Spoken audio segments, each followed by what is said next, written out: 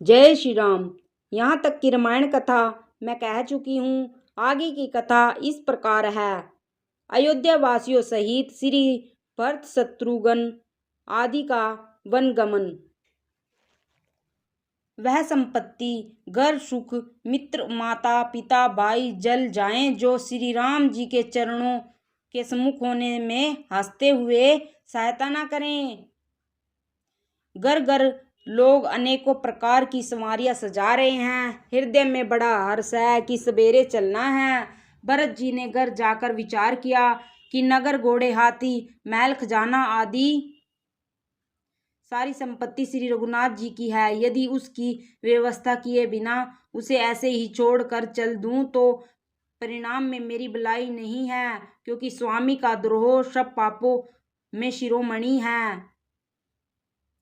सेवक वही है जो स्वामी का हित करे, चाहे कोई करोड़ों दोष क्यों न दे।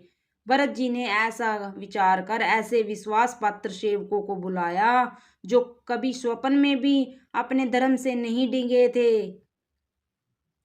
भरत जी ने उनको सब भेद समझाकर फिर उत्तम धर्म बतलाया और जो जिस योग्य था उसे उसी काम पर नियुक्त कर दिया। सब व्यवस्था करके रक्षकों को रख कर भरत जी राम माता कौशल्या के पास गए।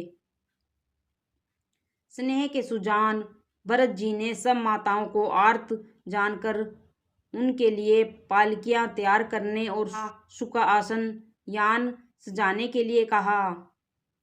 नगर के नर नारी चकवे चकवी की बाती हृदय में अत्यंत आर्त होकर प्रातः काल का होना चाहते हैं। सारी रात जागते जागते सवेरा हो गया।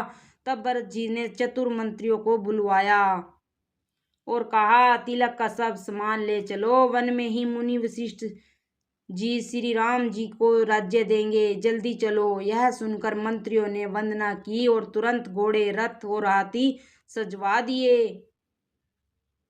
सबसे पहले मुनिराज वशिष्ठ जी अरुंधति और अग्निहोत्र की सब सामग्री सहित रथ पर सवार होकर चले। फिर ब्राह्मणों के समूह जो सब के सब तपस्या और तेज के भंडार थे, अनेकों सवारियों पर चढ़कर चले। नगर के सब लोग रथों को सजा सजाकर चित्रकूट को चल पड़े, जिनका वर्णन नहीं हो सकता। ऐसी सुंदर पालकियों पर चढ़ चढ़कर सब रानियां चली।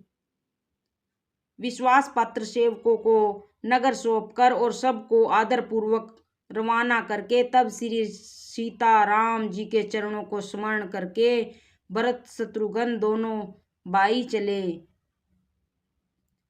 श्री रामचंद्र जी के दर्शन के वश में हुए सब नर नारी ऐसे चले मानो प्यासे हाथी हथनी जल को तक कर जा रहे हों।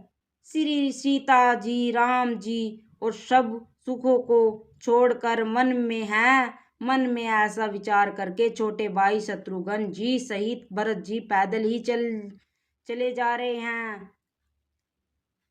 उनका ऐसा स्नेह देखकर लोग प्रेम में मगन हो गए और सब लोग घोड़े, हाथी, रथों को छोड़कर उनसे उतरकर पैदल चलने लगे। तब श्री रामचंद्र जी की माता कौशल्या जी भरत के पास जाकर अपनी पालकी उनके समीप खड़ी करके कोमल वाणी से बोली, हे बेटा, माता बलैया लेती है, तुम रथ पर चढ़ जाओ, नहीं तो सारा परिवार दुखी हो जाएगा। तुम्हारे पैदल चलने से सभी लोग पैदल चलेंगे, शोक के मारे सब दुबले हो रहे हैं,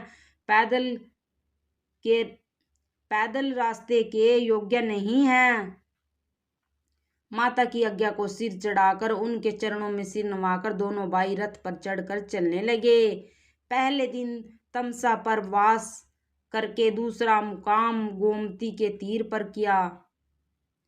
कोई दूध ही पीते, कोई फलाहार खाते और कुछ लोग रात को एक ही बार भोजन करते हैं। भूषण और भोग विलास को छोड़कर सब लोग श्री रामचंद्र जी के लिए नियम और व्रत करते हैं। जय श्री राम।